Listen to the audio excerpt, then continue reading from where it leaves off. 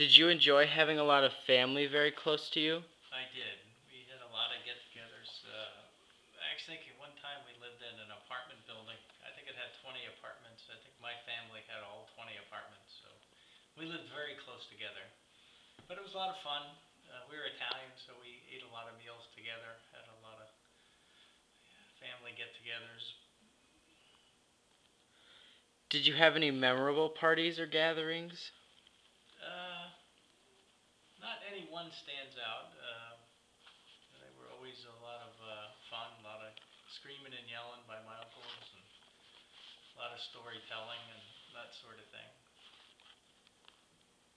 Now that you live in Chicago, do you miss having your family so close? I do, and I was, as you know, Matt, I was just home in New York with my parents for their 50th anniversary, and we had a big party at the old Italian club in town, and it kind of made me remember all the fun we used to have together. So I do miss it.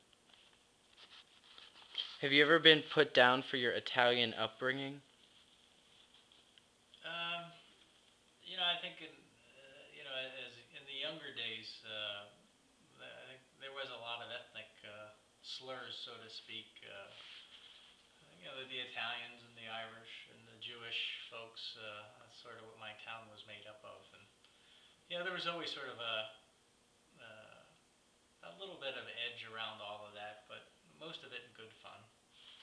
So it never turned violent? Not really. There might have been a few brawls at school back in the day, but nothing too serious. Do you think that growing up in New York made you the person that you are today? It certainly has a lot to do with it. Again, the things that hard work and family and kind of ethnicity, being Italian and being a Yankee fan and a Giants fan. So there's a lot of things that I still have from my New York upbringing. But I also learned a lot of things by living in other places in Indiana and Chicago and Tennessee. So I've lived in a few other places. Was there a defining moment that you feel was the turning point in your life? Uh,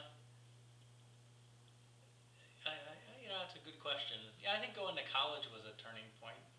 Up to that point, no, none of my family had ever gone to college, so that was a big step for me. Sort of leaving home, going to college, getting a degree. That was kind of a turning point because the reality is I haven't lived home in New York since I left for college a long time ago. What were some of the happiest memories of growing up in the suburbs of New York? I guess two mostly. One is again just running around the neighborhood, playing with friends, and as I mentioned, we played a lot of sports around the neighborhoods, and we used to have a lot of battles. Different parts of town. As I mentioned, the Italian kids against the Irish kids who lived across the railroad bridge, and we sort of played them in sports and had a lot of fun. Those are really fun memories of growing up. Did you have any girlfriends in New York before you met Mom? uh, yes, I had a few girlfriends in high school. Yes. Do you still remember them? Yes, I certainly remember them. I don't think of them too often, though. I'm getting a little old for that. What were some of the worst times that you remember in New York that that have still stuck with you today? um, I guess some of the worst memories. I guess the worst memory is probably my grandmother who passed away.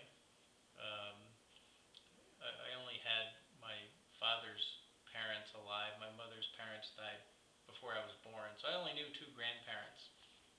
And my grandmother was probably the first close relative of mine that actually died. And she died suddenly, I think, when I was 18. So that was very sad. Really didn't expect it to happen, and it was kind of my first loss. Would you ever like to move back to New York? Um, Not really. I enjoy, again, living in different places, and I wouldn't mind trying one other different part of the country or part of the world. especially after my children move out here in the next couple of years. What kind of music did you listen to as a child? Um, well, I guess there was kind of a couple kinds. I'd say I listened to a lot of old Italian music, like Mario Lanza and Frank Sinatra and those sorts of things. That was sort of played a lot around the house. But I grew up, in the my informative years were the late 60s, early 70s, so I was sort of a fan of that era of music. How did you listen to it? Um, we started out, I guess, with just the radio. We listened to a lot of AM radio and growing up in New York. Uh, I think we went to 8-track tapes. I remember I had an 8-track tape made one time. I didn't know what it was, and I had kind of a techie friend who made it for me, and it was kind of exciting. It was a Beatles 8-track. Did you have television, or did you just mostly listen to music and the radio? Yeah, we had television. Again, when I first grew up, we had a black and white TV, and we got 3 channels, 4 channels. I mean, ABC, CBS, NBC, and PBS, the Public Broadcasting Network. And so TV wasn't really a thing we watched a lot of back in those days. Do you still keep in touch with any of your friends?